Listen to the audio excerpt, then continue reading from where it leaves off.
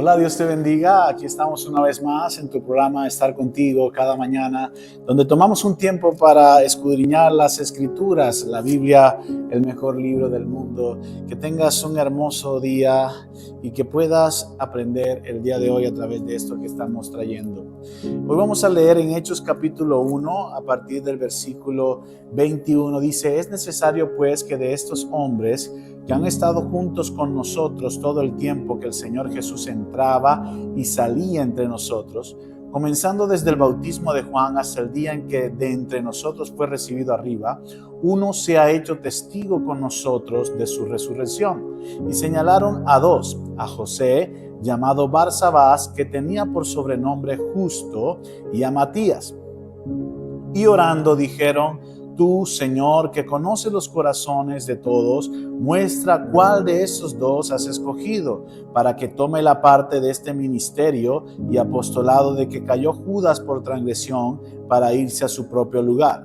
Y les echaron suerte, y la suerte cayó sobre Matías y fue contado con los 11 apóstoles. Entonces estamos hablando de que Pedro empieza a un pequeño discurso con las 120 personas que estaban ahí reunidas en el aposento alto acerca de la necesidad de ubicar otra persona que forme parte del grupo de los 11. Recuerden que ya Judas estaba muerto, quedaron 11 apóstoles y era necesario escoger a uno más que pudiese complementar el equipo de 12.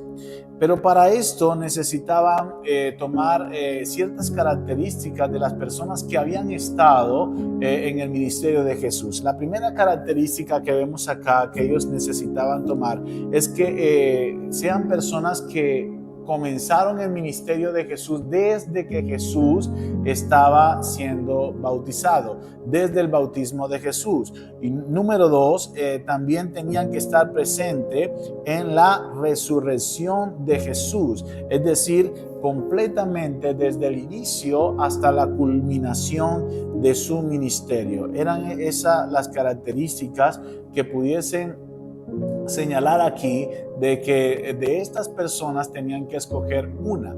Y entre las personas que señalaron con estas características habían dos: una llamado José, llamado también Barsabás, dice aquí la Biblia, y otro llamado Matías. José y Matías los colocaron allí, y una vez que los colocaron en el lugar, ellos oraron. Y dice la Biblia que después de orar, ellos echaron suerte. Para muchas personas, esta palabra echaron suerte, o sea, la traducción que usaron acá, echar suerte, suena un poco bulloso para las personas porque creen que ¿cómo es que echaron suerte si Dios no está de acuerdo con esto de los juegos de azar?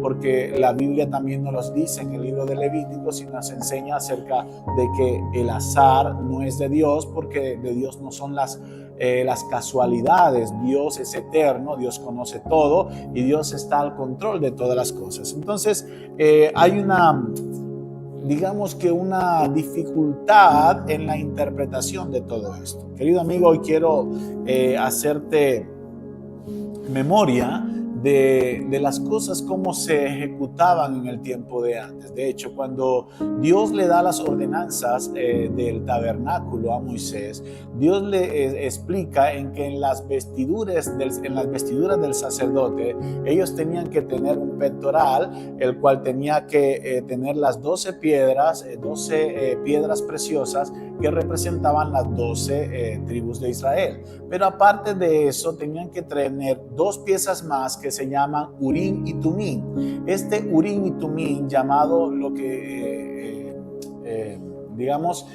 lo que tenía que usar el sumo sacerdote, Urim y Tumim, era parte de lo que era el proceso en que Dios le hablaba al pueblo. El Urim y Tumim eran dos instrumentos utilizados de una manera en que Dios tenía que hablar al pueblo acerca de alguna determinación o acerca de algo que ellos tenían que decir. Entonces, cuando ellos tenían duda acerca de algún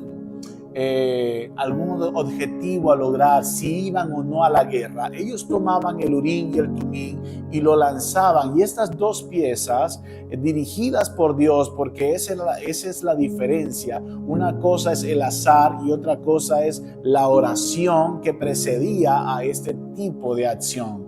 Ellos tenían que orar y colocar las cosas en las manos del Señor, y era Dios mostrando lo que Él quería hacer a través de estas dos piezas, de tal manera que las piezas podían representar un sí y un no ante una pregunta que ellos querían hacer. Cuando vemos también este tipo de procedimientos, cómo fue realizado cuando Josué, si tú lees el libro de Josué, para repartir la tierra, ellos tuvieron que usar una serie de piezas que podían ser labradas en piedra o podían ser labradas en madera. Y utilizaron estas piezas y marcaron los nombres de las tribus de Israel, y a través de una canasta ellos podían sacar una de las piezas de acuerdo a la tierra que iban a distribuir, y la pieza que traía tenía el nombre.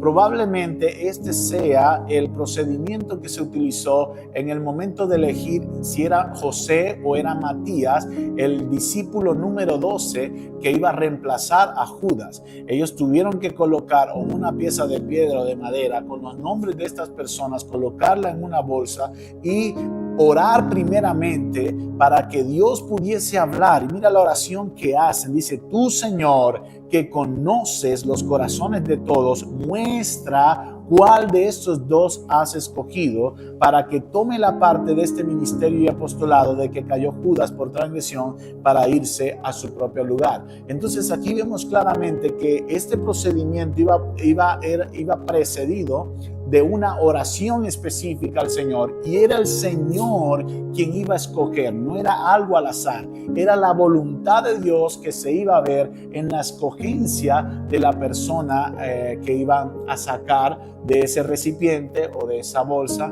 como tal, para poder decidir cuál era. En este caso, la suerte cayó sobre Matías. ¿Por qué se hacía este procedimiento desde antes? ¿Por qué se tomó esto y no posteriormente no vemos este procedimiento realizarse?